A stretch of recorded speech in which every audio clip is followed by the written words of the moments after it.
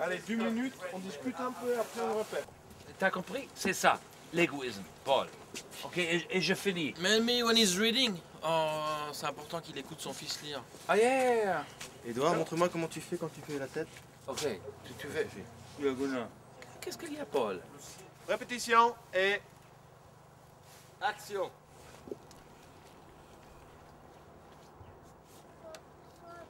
Cut. Parfait. Tu veux pas en voir une avec une focale constante? Ouais. Et tu te rapprocherais juste que dans la fin là. Ouais. When do I throw the cat in? À quel point? S'il vous plaît. Vas-y Edouard. Moteur demandé.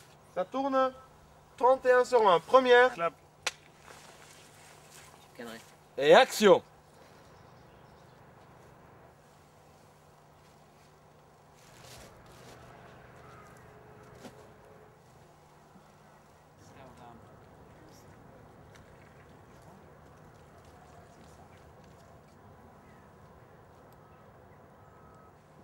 Coupé. On check. C'est là? Ok, on check. Ouais. Le petit directement, il a lu à voix haute. Non, il a fait... Et alors, Après, il a fait... Oui, moi j'ai entendu Mathias. et hein, il a directement. lu quelque chose comme ça. Il a commencé à lire. Mais j'ai oublié c'est ta sœur. Ouais. J'ai étudié la philosophie, et puis l'écriture, et puis voilà. Et Guillaume est Moi j'ai fait une école de cinéma un homme d'image. en Belgique, à l'Insas. Tu fais Amsterdam. Amsterdam. Guillaume a vraiment son domaine, moi le mien, et ils sont complémentaires, et ils sont pas en contradiction, puisque de toute façon on a tellement travaillé sur ce film qu'on va tous les deux dans la même direction ensemble, et je pense que tous les gens qui rentrent dans l'aventure rajoutent des wagons à ce train qu'on a essayé de constituer. Puis, en avant la musique! Cécile Lefrance c'était l'actrice qui est venue tout de suite à notre esprit il y a maintenant 4-5 ans. Parce qu'on avait écrit déjà ce film, on a mis longtemps à le produire, mais il a été terminé d'écrire il y a environ 4 ans. Et Cécile Lefrance, qui n'était pas aussi connue qu'aujourd'hui, avait accepté le film. Et puis elle a toujours tenu sa promesse par rapport à ce film. Ulrich, en fait, on voulait pas un comédien francophone, on cherchait un comédien un peu immigré qui serait installé ici en Belgique. Puis, en fin de compte, on est tombé sur ce comédien allemand qui savait parler français, même avec un accent, mais qui pouvait le parler. Et on l'avait vu dans Amen de Costa Gavras, où on l'avait trouvé extraordinaire. Et on l'a rencontré à la suite de ça, on lui a envoyé le scénario, et puis on a tout de suite accroché humainement, enfin sa personnalité correspondait vraiment à quelque chose qu'on recherchait, donc on était très content qu'il accepte de faire le film. Pendant la prière. Like a priest. Ok, et allez dire au revoir à peine que je dis avant. Ouais. Tu veux dire une petite prière? Allez, dis au revoir. Allez, dis au revoir à peine. Ok. Voilà. On a commencé un peu comme quand on tire une bobine de laine, on ne savait pas exactement ce qu'on avait envie de raconter comme film, mais peu à peu on a tiré cette histoire, c'est parti autour d'un personnage qui cherchait sa main en fait, un peu Le comme film est un peu parti du titre en fait. Voilà. Quelqu'un qui a perdu sa main, qui cherche sa main, donc autour de ce personnage et de cette situation un petit peu loufoque et horrible, on a construit l'histoire de ce film. Voilà. On a mis plusieurs années à arriver à notre thriller.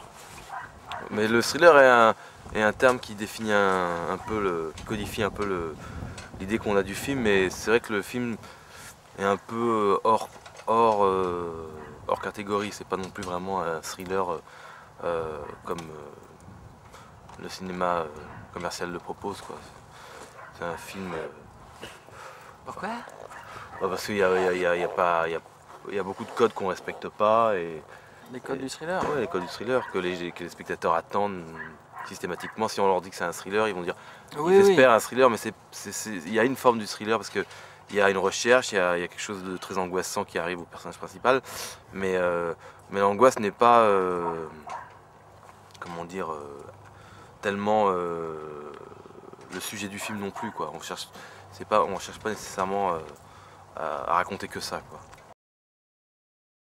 He is not, what do you call this in English? He is not, you don't really understand what he's all about. He has something eerie, he has something vicious, and something very authoritative and something dangerous. But in the end, you know, you learn that he is just, you know, one of those authoritative and precise people and ambitious people and ambitious fathers who are actually good-willing, but with their ambitiousness driving their own children into an abyss of insanity, if you so wish. I mean, and that can crack young kids. I have in Germany and sometimes in English a little less played characters that had always sort of a foul and sinister and eerie background, and I like that because those are characters that are, you know, very grateful to play, because it's rather easy to do it if you just add a little charm or something weak to those characters. They become very plastique and very multi-dimensional. Ok. Position de départ. Chut, silence. Moteur demandé. Action. Action. Guillaume and Stéphane Malandrin, I think they saw Armen when it came out, and they thought about their films, about this film for many years, and they thought maybe, you know, he would be a good character for the father in it, and they contacted me, and we sort of created a friendship. And after 4 years of them coming to Italy and visiting me and talking about the film, I could not say no anymore. You know, I had sort of a certain moral obligation. Then I said, okay, I mean, it's more text than ever, and actually I cannot do it because it's too much. But and Cécile de France, she has so little to say, and she's, you know, and she's French, and why don't you give her my text to her? It is challenging, and but the fun is limited. So it is interesting to do it once, but pour moi c'est difficile de feel, de sentir? Non, oui, de sentir dans la langue française. Mais j'aime la langue, j'aime la musicalité de cette langue, but I can sort of feel and play in English and of course in German, but it's hard. I have to learn an awful lot, and I have to prepare myself extremely to be able to be a little independent from all those words and the very special French syntax.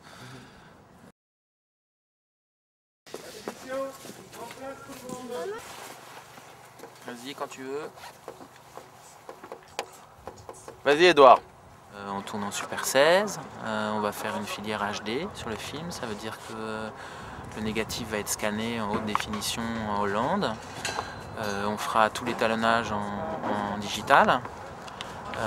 Il y aura tous les effets numériques, puisqu'il y a beaucoup de trucages dans le film qui seront intégrés je vais dire, au fichier image numérique.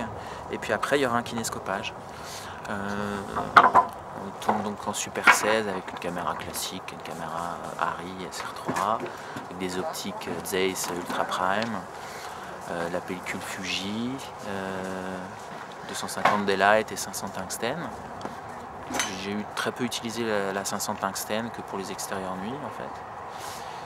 Et puis pour le reste, avec relativement peu d'éclairage aussi. Voilà, je trouve que le moins de place prend la technique, le mieux c'est. Donc ça laisse plus de temps pour tout le reste. On arrive à faire des films à très peu et du coup on prend un rythme qui est beaucoup plus lié au jeu, à l'histoire qu'on raconte et puis du tout à des histoires de logistique, d'infrastructure, de gestion d'équipe, enfin à tous les niveaux, quoi. Et quand on commence à travailler comme ça,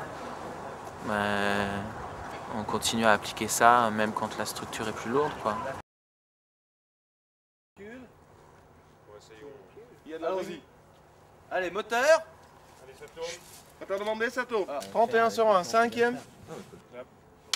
S'il y a les moyens financiers pour avoir une durée d'étalonnage extrêmement confortable, ok, il y a moyen de travailler vraiment de manière tout à fait nouvelle, l'étalonnage. Si on n'a pas ces moyens-là, l'étalonnage numérique reste quand même classique, quoi. C'est-à-dire qu'il ne faut pas commencer à délirer sur ce qu'on va pouvoir faire après, parce que c'est pas vrai, on n'a pas le temps, quoi. Il reste préférable de travailler avec un support d'origine qui est le Super 16 plutôt que le numérique. C'est vachement bien de scanner pour avoir, je dirais, toutes les libertés possibles en post-production à l'étalonnage numérique. Mais il vaut mieux avoir ce support-là qui encaisse beaucoup mieux que tous les supports numériques pour l'instant, même le Super 16, quoi. Enfin, moi, je pense que tant que j'aurai le choix, tout ce qui est optique, travail de la caméra et support même par rapport à l'image, profondeur de champ, latitude de pose, contraste, c'est la même. Je préfère travailler avec le support argentique au départ, quoi. C'est beaucoup plus précis en fait. C'est 2 millions d'euros le budget. La grosse partie venant de la Belgique. Et à l'intérieur de la Belgique, il y a la communauté française ou à l'image. En Hollande, c'est le fonds hollandais. Et en France, actuellement, c'est pas évident de monter des coproductions sur tous les types de films. Les télévisions sont très sélectives sur ce qu'elles veulent produire. Elles veulent vraiment des films qui payent d'entrée de jeu à l'antenne. Donc, en gros, des comédies ou des Astérix 3, des choses comme ça. Donc, on n'est pas vraiment dans ce créneau-là. Le CNC, ils sont quand même très auteurs. Le film de Guillaume, tout en étant particulier, on ne peut pas non plus dire que c'est un film d'auteur pur et dur, au sens où on l'entend dans la politique des auteurs ou ce que les cahiers entendent par film d'auteur. Il a une vocation à être quand même plus large que ça. Donc, c'est pas toujours les films les plus faciles à financer parce qu'ils demandent quand même un certain budget. Et puis bon, il y a un nombre de films de plus en plus grands produits en Europe. Je sais pas, en France, il y a 15 ans, c'était une centaine de films. Maintenant, on a 240. Et c'est partout pareil, hein, en Europe.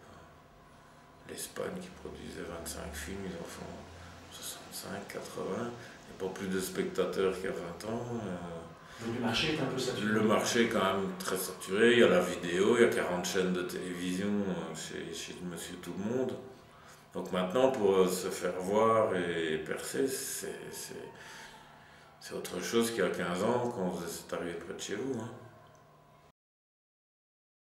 Moi, je réfléchis jamais en termes d'opération commerciale. Est-ce que le film va être commercial ou pas? C'est d'abord de se faire plaisir avant de réagir en termes de est-ce que ça va être commercial, est-ce que ça va être...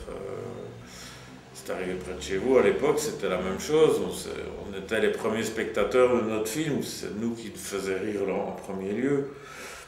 Donc je réfléchis pas à essayer de faire un coup, c'est-à-dire prendre un scénario imparable d'un best-seller, monter un casting... Non, on essaye de faire le film le plus proche de ce qu'on a envie de faire, et ça donne des films comme Calvaire ou celui-ci. Pour moi, ils ne sont pas atypiques, c'est juste les films qu'on a envie de produire. Après, leur carrière commerciale, elle est... Bizarrement, ils ont un très bon accueil dans les festivals. Sur les 5 films qu'on a fait dernièrement, 4 étaient à Cannes, à Rotterdam. Donc à ce niveau-là, il y a un accueil critique, on va dire, qui est plutôt très, très bon. Et commercialement, je crois qu'on fait des films en français, mais qui ont une tendance à franchir les frontières. Beaucoup de films français, hors la France, la Belgique, la Suisse, ils n'ont pas de carrière internationale. Les nôtres ont plutôt des belles carrières internationales modestes, mais ils sont vendus à peu près partout.